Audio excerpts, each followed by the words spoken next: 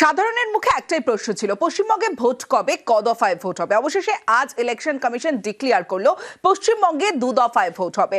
দু দফায় ভোট। বাংলায় প্রথম দফার ভোট হবে 23শে এপ্রিল, প্রথম দফার ভোট হবে 23শে এপ্রিল, এবং বাংলায় অর্থাৎ পশ্চিমবঙ্গে দ্বিতীয় দফার ভোট হবে 29শে এপ্রিল, এবং বাংলায় দু দফায় ভোট। প্রথম দফার ভোট 23শে এপ্রিল 152 বিধানসভা কেন্দ্রে ভোট হবে, এবং দ্বিতীয় দফায় 29শে এপ্রিল 142 বিধানসভা কেন্দ্রে ভোট হবে। আর বাংলায় ভোট গণনা 4 মে। West Bengal, the 294 assembly constituencies, the polling shall be held in two phases. In the first phase 152 and the second phase 142. The date of poll shall be 23rd of April and 29th of April. And the counting shall be together for all, that is 4th of May 2026. 152 বিধানসভা কেন্দ্র, আর সেই 152 বিধানসভা কেন্দ্রে প্রথম দফার vote হবে 23 April. আর সেই বিধানসভা কেন্দ্র কোন কোন জেলায় জানাবে আমার সঙ্গে আমার প্রতিনিধি রয়েছে সোমরাজ।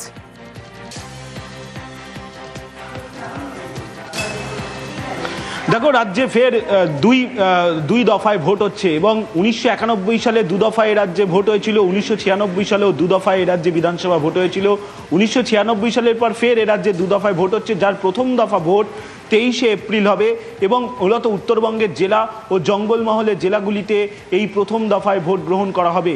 নির্বাচন কমিশনের তরফে জানানো হয়েছে কোচবিহার, আলিপুরদুয়ার, জলপাইগুড়ি, দার্জিলিং, কালিম্পং এর পাশাপাশি ভোট হবে উত্তর দিনাজপুর, দক্ষিণ দিনাজপুর, মালদা, মুর্শিদাবাদ, পশ্চিম বর্ধমান, বীরভূম, পুরুলিয়া, বাঁকুড়া, ঝাড়গ্রাম, পূর্ব মেদিনীপুর এই জেলাগুলিতে প্রথম দফায় ভোট গ্রহণ করা হবে, যে প্রথম দফায় ভোট হবে 23শে এপ্রিল।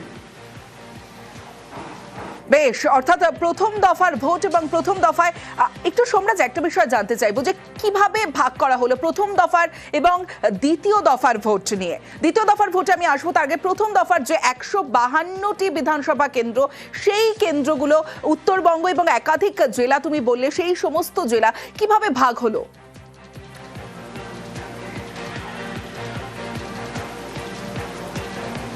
দেখো, যেহেতু কমিশন মনে করছে এই যে প্রথম দফার যে 152টি আসন, যেটা মূলত উত্তরবঙ্গ এবং জঙ্গলমহলের জেলাগুলিতে একসঙ্গে ভোট হবে, তার কারণ নির্বাচন কমিশন মনে করছে এই জেলাগুলিতে একসঙ্গে বাহিনী মোতায়েন করা সম্ভব, এবং নির্বাচন কমিশনের কাছে প্রয়োজনীয় বাহিনী রয়েছে এই জেলাগুলির সংলগ্ন এলাকায়, এবং সেই কারণে নির্বাচন কমিশন প্রথম দফায় এই জেলাগুলিকে চিহ্নিত করলো। এবং সেক্ষেত্রে তুমি দেখো 23শে এপ্রিলের পর 29শে এপ্রিল দ্বিতীয় দফায় ভোট। দ্বিতীয় দফাতেও কমিশন যে বাহিনী মোতায়েন করছে, মূলত কমিশন চেয়েছিল, যেটা কমিশন সূত্রে জানা যাচ্ছে, প্রথমে এক দফায় ভোট করতে, কিন্তু যেহেতু কেন্দ্রীয় বাহিনীর ডিপ্লয়মেন্ট নিয়ে একটা সমস্যা তৈরি হচ্ছিল, সেই কারণেই কমিশন দু দফায় ভোট করলো। আর মূলত এই যে ভোটের যে জায়গাগুলিকে মূলত সাজানো হয়েছে জেলা ভিত্তিক, তা মূলত বাহিনীর ওপর নির্ভর করেই এই জেলাগুলিকে সাজানো হয়েছে। এবং সেক্ষেত্রে মনে করা হচ্ছে, যেটা আগেই জানাচ্ছিলাম, যে এবারের ভোটে কিন্তু সব থেকে বেশি কেন্দ্রীয় বাহিনী মোতায়েন করা হবে, আর সেই কেন্দ্রীয় বাহিনীর মোতায়েনের নিরিখেই অনেকটাই এবারের বিধানসভা ভোটের জেলাগুলিকে বিন্যাস করেছে নির্বাচন কমিশন। সঙ্গে থাকো। পশ্চিমবঙ্গে দু দফায় ভোট, কেন পশ্চিমবঙ্গে দু দফায় ভোট? মুখ্য নির্বাচন কমিশনার গণেশ কুমার কি বলেছেন, শুনুন।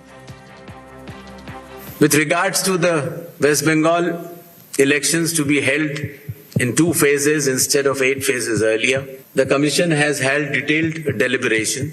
In its considered opinion, it was found necessary to reduce the number of phases and bring it down to an extent where it is convenient for everybody. প্রথম দফার ভোট এবং দ্বিতীয় দফার ভোট, বাংলায় দ্বিতীয় দফার ভোট হবে 29শে এপ্রিল, এবং 29শে এপ্রিল বুধবার হবে দ্বিতীয় দফার ভোট, এবং কলকাতাতেও সেই দিনই ভোট। এছাড়াও অন্যান্য জেলাতেও ভোট রয়েছে। সোমরাজের থেকে একটু ব্যাখ্যা নেব। সোমরাজ,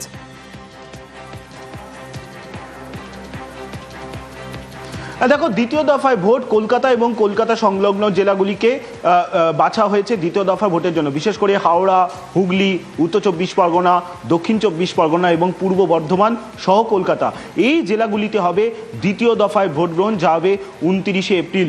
মূলত কলকাতা এবং কলকাতা সংলগ্ন জেলাগুলিকে দ্বিতীয় দফায় অর্থাৎ বিশেষভাবে গুরুত্ব দিতে চেয়েছে নির্বাচন কমিশন, এবং সেই কারণে তার সঙ্গেও থাকছে কেন্দ্রীয় বাহিনী মোতায়েনের পরিমাণ।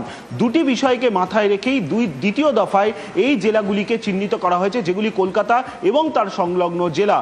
এবং এই জেলাগুলিকে বাছার আরও একটি কারণ হচ্ছে আইন শৃঙ্খলা ইস্যু।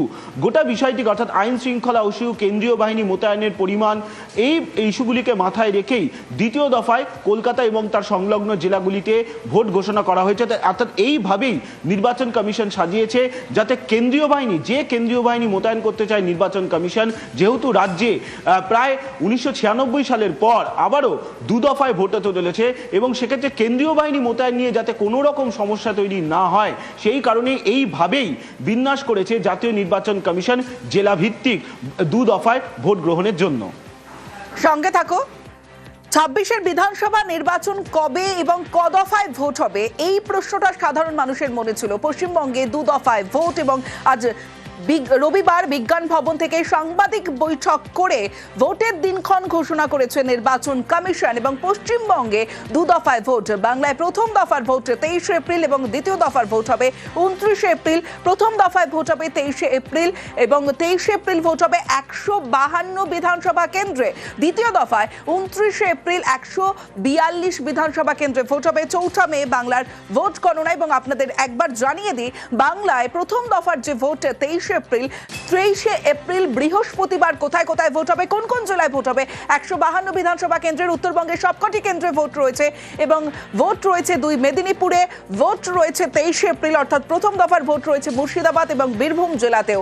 23 এপ্রিল প্রথম দফার ভোট বাংলায়, সেখানে পুরুলিয়া, বাঁকুড়া, ঝাড়গ্রামে ভোট রয়েছে পশ্চিম বর্ধমানে ভোট গ্রহণ হবে। অন্যদিকে দ্বিতীয় দফার ভোট গ্রহণ এবং 29 এপ্রিল বুধবার হবে দ্বিতীয় দফার ভোট। নদিয়া, পূর্ব বর্ধমানে ভোট হবে হাওড়া, হুগলিতে। 2 24 পরগনা, উত্তর এবং দক্ষিণ 24 পরগনায় ভোট রয়েছে। দ্বিতীয় ফেজ অর্থাৎ সেকেন্ড দফা, দ্বিতীয় দফায় যে ভোট বুধবার 29 এপ্রিল কলকাতাতেও ভোট রয়েছে। আমার সঙ্গে জ্ঞানেশ কুমার ঠিক কি বলেছেন সাংবাদিক সম্মেলন করে শোনাবো আরো একবার। West Bengal, the 294 assembly constituencies, the polling shall be held in 2 phases. In the first phase 152 and the second phase 142. The date of poll shall be 23rd of April and 29th of April. And the counting shall be together for all, that is 4th of May 2026. With regards to the West Bengal elections to be held in 2 phases instead of 8 phases earlier, the Commission has held detailed deliberation. In its considered opinion, it was found necessary to reduce the number of phases and bring it down to an extent where it is convenient for everybody.